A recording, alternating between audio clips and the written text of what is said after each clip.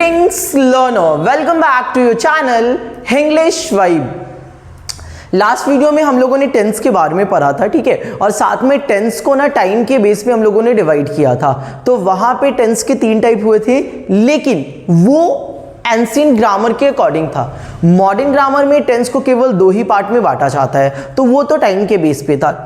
साथ में हम लोगों ने ये भी बताया था कि डिफरेंट सिचुएशन के हिसाब से जो टेंस के 2 या 3 टाइप्स होते हैं, अगर एंशिएंट ग्रामर के अकॉर्डिंग चले तो टेंस के 3 टाइप होते हैं। तो सिचुएशन के हिसाब से ना पूरे जो टेंस होता है उसको ना 4 कैटेगरी में हम लोगों ने बांटा था, जिसमें पहला सिंपल प्रेजेंट या प्रेजेंट इंडेफिनिट था, दूसरा कंटिन्यूअस, तीसरा परफेक्ट और चौथा परफेक्ट कंटिन्यूअस था, ठीक है। साथ में हम लोगों ने ये भी बताया था कि हम लोग ना सिमिलर टाइप के सिचुएशन को ना डिफरेंट टाइम में प्लेस करके पढ़ेंगे। जैसे मान लीजिए सिंपल प्रेजेंट है तो सबसे पहले हम लोग सिंपल प्रेजेंट पढ़ेंगे, फिर सिंपल पास्ट, फिर सिंपल फ्यूचर। इस तरीके से हम लोग डील करेंगे, ठीक है।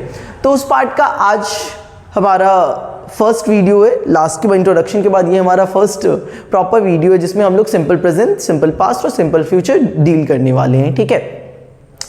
सो आप लोग से रिक्वेस्ट है कि वीडियोस को थॉरो आउट देखिए, क्योंकि सिंपल प्रेजेंट एक ऐसा टेंस है ना जो पूरे टेंस में टोटल वो 12 पार्ट में डिवाइड हो जाता है अगर हम पूरे को ऐड कर दे तो। और उन सभी 12 टेंस में ना सिंपल प्रेजेंट का यूज सबसे ज्यादा होता है। साथ में ये इसका ना मतलब यू कैन से कि टफेस्ट तो नहीं है, बट हाँ इसमें थोड़ा सा हमें ध्यान देके पढ़ना होता है, क्योंकि इसके यूजेस इतने सारे हैं ना जो थोड़ा सा हमें ध्यान में रखना है, ठीक है। और चाहे आप किसी भी ग्रेड में हो, टेंस तो हम लोग को आप देखोगे 5 6 से पढ़ाया जाता है, ठीक है।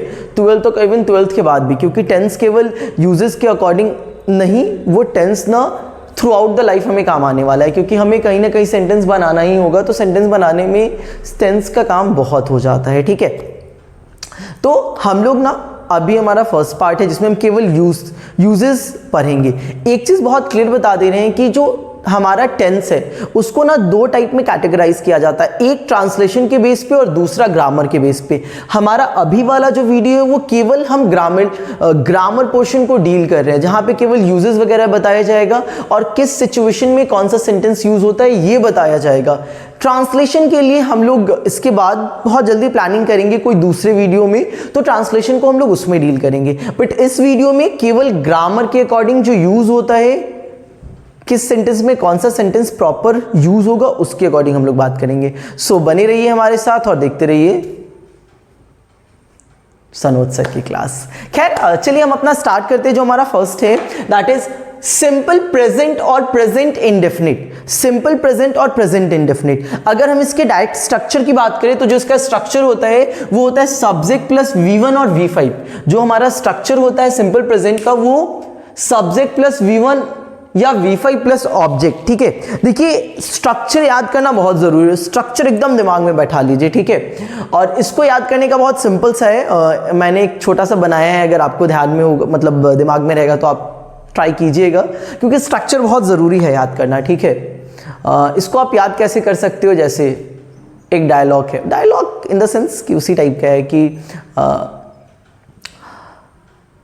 कॉलर पे मत रखो हाथ, क्योंकि सिंपल प्रेजेंट का स्ट्रक्चर होता है सब्जेक्ट प्लस V1 और V5। याद रखिएगा ये वाला, ठीक है, कि सिंपल प्रेजेंट का स्ट्रक्चर जो होता है वो सब्जेक्ट प्लस V1 और V5 plus object. Object common है, वो हर में होता है, ठीक है। मेनली हम लोग वर्ब के फॉर्म्स चेंज होते हैं, तो वर्ब का फॉर्म्स आपको ध्यान में रखना है, ठीक है। उसके बेस पे जैसे कुछ एग्जांपल्स देखते हैं, राम प्लेज, ठीक है, राम प्लेज और आई कॉल यू। अगर आप देखिएगा तो ये इसी स्ट्रक्चर पे।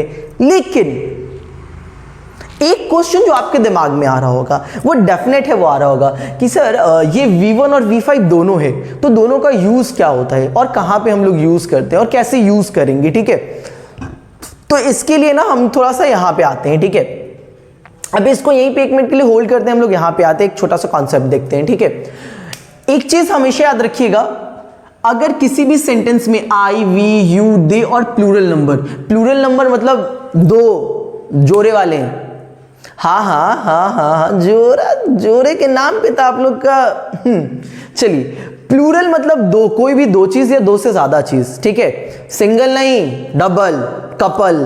देख, अरे भाई साहब चलो देखो यहाँ पे, हाँ तो अगर मान लो किसी सेंटेंस का जो सब्जेक्ट है वो आई बने, वी बने, यू बने, दे बने या प्लूरल नंबर बने, तो उसके साथ ना V1 लगेगा, वर्ब का फर्स्ट फॉर्म लगेगा, ठीक है। और अगर किसी सेंटेंस का जो सब्जेक्ट है वो ही, शी, इट और कोई सिंगुलर, सिंगुलर मतलब सिंगल, इकलौता, ठीक है। चलो, तो अगर कोई सिंगुलर नंबर हो ना तो उसमें V5 लगेगा, ठीक है, V5 लगेगा। जैसे यहाँ पे है ना राम प्लेज, तो राम क्या है, एक आदमी का नाम है, तो वो सिंगुलर नंबर है, इसीलिए V5 लगा है, S लगा है, ठीक है। और यहाँ पे आई कॉल यू, अगर आप देखोगे तो आई के साथ V1 लगता है, तो आई कॉल यू यहाँ पे लगा है। लेकिन एक मिनट और, कि हम लोग V1 और V5 दोनों में क्या डिफरेंस होता है, ठीक है। देखो सिंपल सी बात है कि अगर मान लो हम लोग का सबसे पहले V1 होता है, ठीक है, V1 से हम लोग V5 बनाते हैं। V1 अगर आपके पास हो तो हम लोग V5 बहुत आसानी से बना सकते हैं। कैसे? तो V1 में क्या करेंगे, S या ES ऐड कर लेंगे तो वो V5 हो जाएगा। ये एकदम याद रखिएगा कि अगर वर्ब के फर्स्ट फॉर्म में ना S या ES जोड़ देंगे तो V5 बन जाएगा। लेकिन फिर यहाँ पे क्वेश्चन है कि कहाँ पे जोड़ेंगे S और कहाँ पे जोड़ेंगे ES, ठीक है। तो इसके लिए बहुत सिंपल सा है, एक ऐसा वर्ब, नाउन नहीं याद रखिएगा, वर्ब, एक ऐसा वर्ब ना जिसके लास्ट में S हो, जिसके लास्ट में S हो या फिर SH हो या फिर CH हो या फिर X हो या फिर O हो या फिर Z हो, ठीक है। अगर ये सब किसी भी वर्ब के लास्ट में हो तो वैसे सेंटेंस को क्या करेंगे ना, वैसे सेंटेंस के लास्ट में हम लोग ES लगा देंगे लास्ट में। जैसे मान लीजिए यहाँ पे बैनिश, ठीक है, बैनिश मतलब वो निकाल देना, ठीक है, मतलब उस इलाके से, उस जगह से निकाल देना, ठीक है। तो बैनिश के लास्ट में SH है, देखिए SH है लास्ट में, तो इसमें क्या किए, ES जोड़ दिए। जैसे गो, गो लास्ट में O है तो गो के लास्ट में गोज हो जाएगा, ETC। और अगर मान लीजिए लास्ट में ये वर्ड्स नहीं हो तो जनरली S तो लगेगा ही लगेगा, वो तो कॉमन है। जैसे मान लीजिए कोई भी आप सेंटेंस लीजिए, जैसे डांस है तो डांस का डांसेस हो जाएगा, लास्ट में S लगेगा, ठीक है। तो ये बहुत सिंपल है। सेकेंड इसका रूल क्या कहता है कि अगर मान लीजिए, देखिए रूल तो ऐसे 6-7 होते हैं, ठीक है, बट कुछ जो बेसिक होते हैं वो हम आपको बता रहे हैं, ठीक है। सेकेंड क्या कहता है कि अगर मान लीजिए कोई भी वर्ब ना Y से खत्म हो, ends with Y, अगर कोई भी वर्ड Y से खत्म हो, ठीक है, और याद रखिएगा उसमें भी कंडीशन है। कंडीशन क्या है, पहला कंडीशन ये है कि अगर Y से खत्म हो, Y के जस्ट पहले अगर कॉन्सोनेंट हो, Y के जस्ट पहले अगर कॉन्सोनेंट हो तो उस Y को हम लोग I में चेंज कर देंगे, उस Y को हम लोग I में चेंज करेंगे, उसके बाद ES लगा देंगे। जैसे यहाँ पे दिखा है, जैसे ट्राई लिखा हुआ है, अगर आप ध्यान से दीजिए ये Y है और कॉन्सोनेंट R है, तो हम लोग क्या किए हैं, Y को I में चेंज करके ES लगा दिए हैं। सेम क्राई है, क्राई है उसके लास्ट में R मतलब कॉन्सोनेंट, तो Y को I में चेंज किए, ES लगा दिए, ठीक है। और इसी का दूसरा ये कंडीशन है कि अगर Y के पहले वॉवेल हो, अगर Y के पहले जस्ट वॉवेल हो तो वहां पे कुछ नहीं करेंगे, बस S ऐड कर देंगे। जैसे मान लीजिए यहाँ पे प्ले, Y है लास्ट में, इसके पहले A वॉवेल है तो यहाँ पे सिर्फ प्लेस कर दिए। इंजॉय, Y है इसके लास्ट में O है तो लास्ट में हम लोग S लगा दिए हैं केवल, तो इंजॉयज। ये 2-3 है, ऐसे तो बहुत होते हैं लेकिन इतना बेसिक है, इतना हो जाएगा। साथ में कुछ होते हैं जो इरेगुलर वर्ब्स होते हैं जिसका कुछ फिक्स नहीं रहता है, ठीक है, तो उसमें आपको थोड़ा सा कुछ रटना पड़ेगा, वैसे इसमें बहुत कम ही आता है वो चीज़, ठीक है।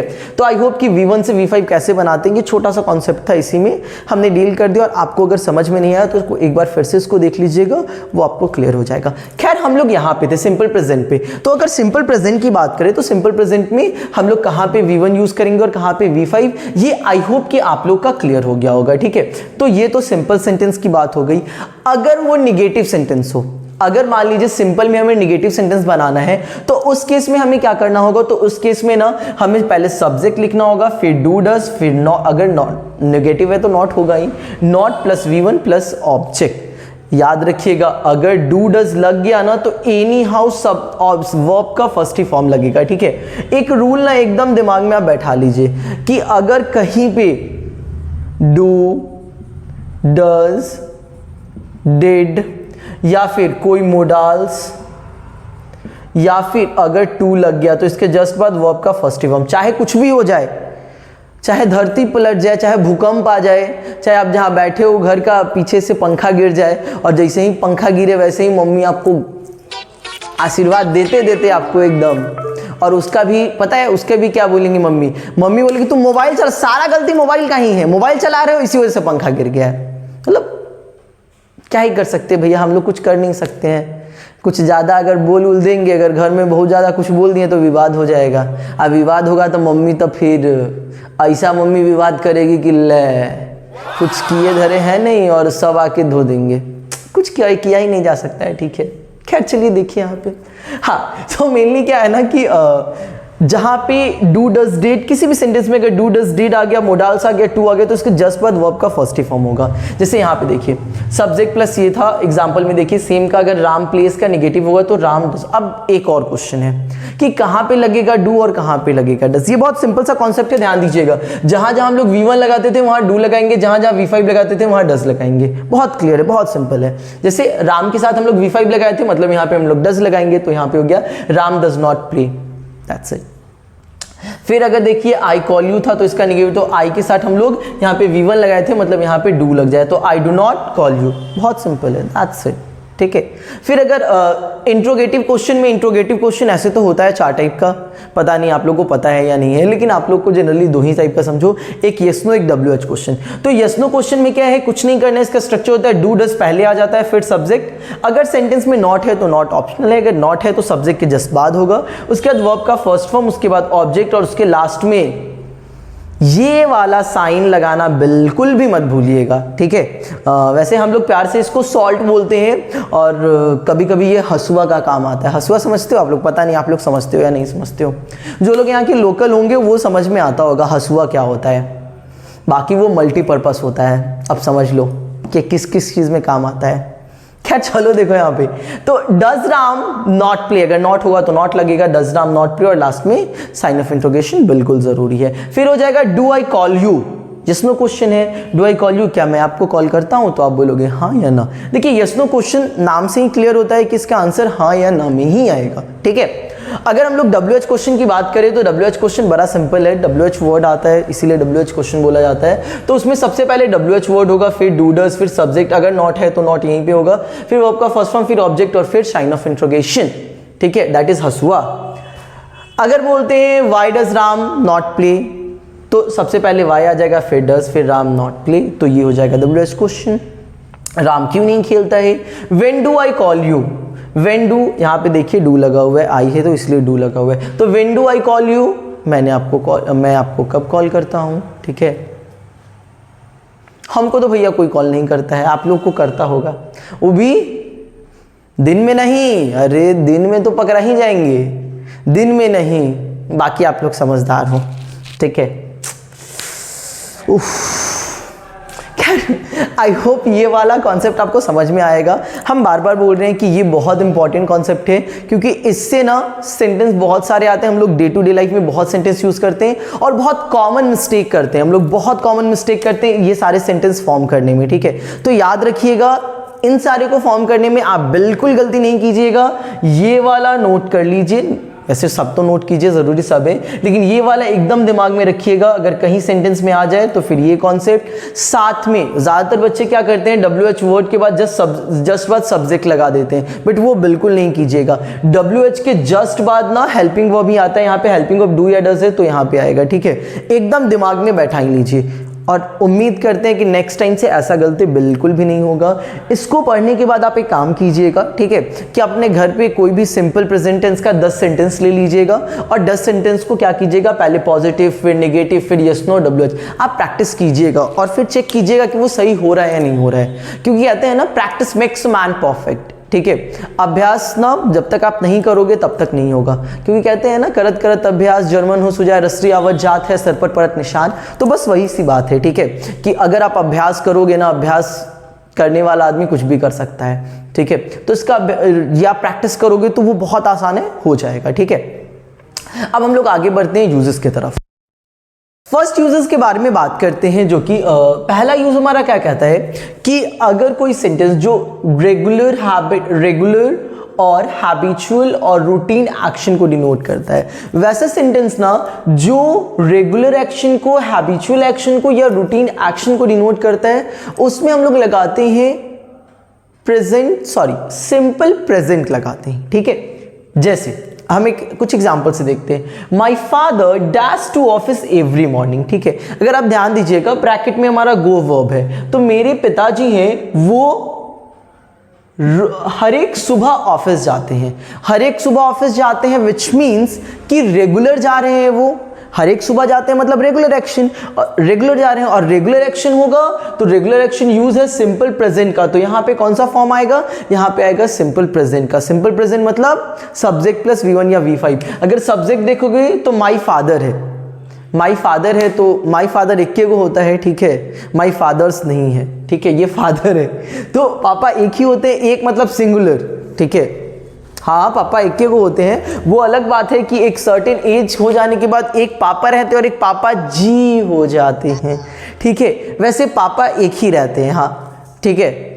हाँ पापा जी के चक्कर में तो तुम लोग, चलो देखो यहाँ पे पढ़ाई लिखाई होता नहीं है, खाली पप्पा जी या मम्मी जी की रहता है। देखो माई फादर डैश, फादर एक होते हैं, एक मतलब सिंगुलर, सिंगुलर के साथ लगेगा V5, दैट इज गो का V5 होता है गोज। अभी थोड़ी देर पहले बताए थे गो का गोज होता है। तो my father goes to the office every morning, correct. Next, I dash up in the morning at 5 AM, ठीक है। ऑब्वियसली बात है कि अगर आप ये देखोगे ना तो ये एक रूटीन होता है कि आप सुबह में 5 बजे उठते हो, रोज दिन उठते हो, ये आपका रूटीन है। तो रूटीन एक्शन भी आएगा सिंपल प्रेजेंट में, तो यहाँ पे सब्जेक्ट प्लस आई के साथ वर्ब का फर्स्ट फॉर्म लगेगा, तो यहाँ पे हो जाएगा गेट, ये भी करेक्ट।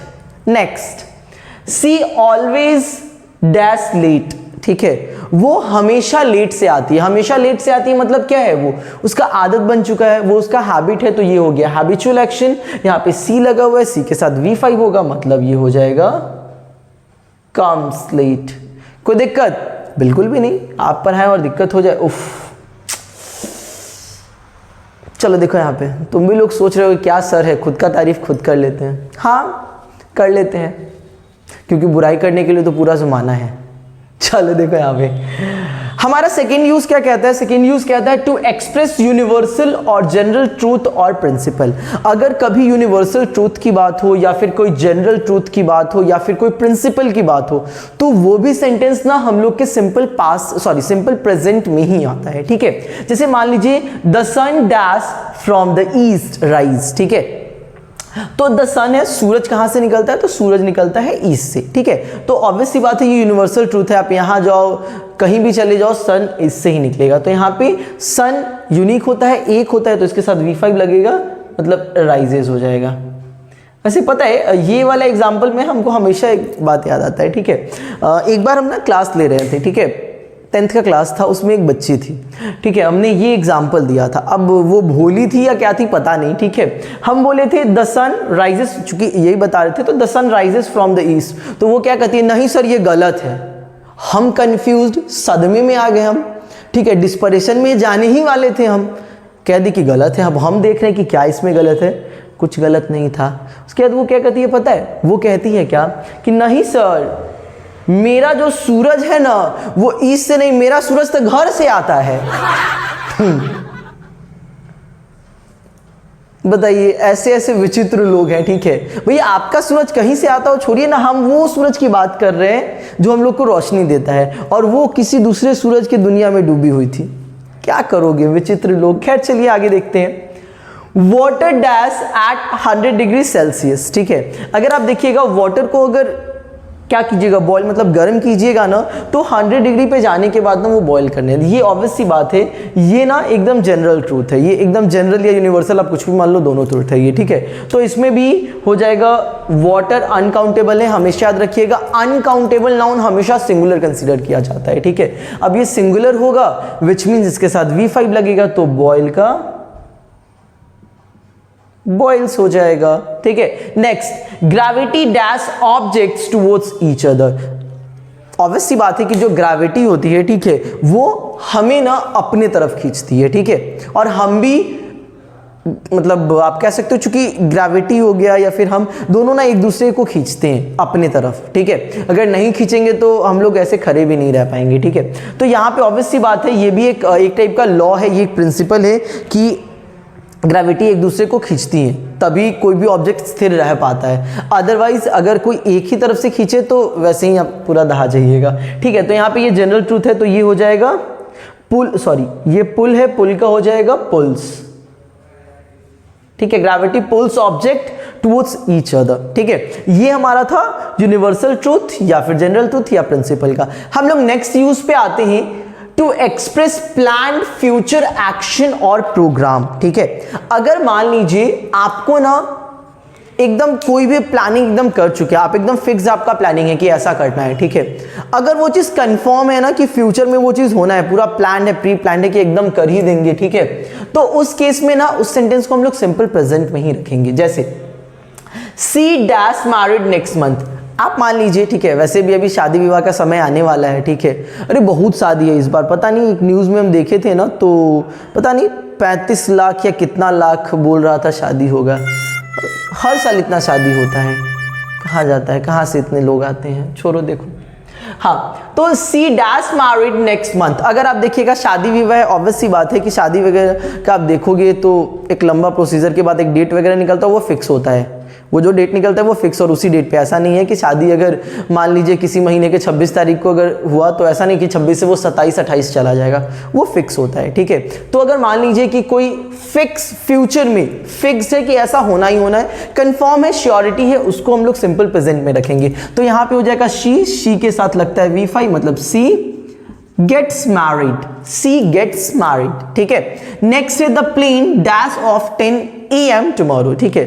अब भैया हम लोग तो कभी ट्रेन से गए नहीं हैं, प्लेन से, हम लोग तो ट्रेन वाले आदमी हैं, ठीक है। ट्रेन तो 2-2 घंटा लेट होता है, बट सुने प्लेन वगैरह में ऐसा नहीं होता है, ठीक है।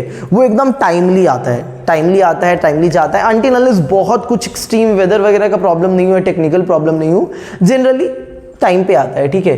तो the plane dash off 10 AM tomorrow, मतलब कल सुबह में ना 10 बजे एकदम आ ही जाएगा, एकदम कंफर्म है कि सुबह में आ ही जाएगा, ठीक है।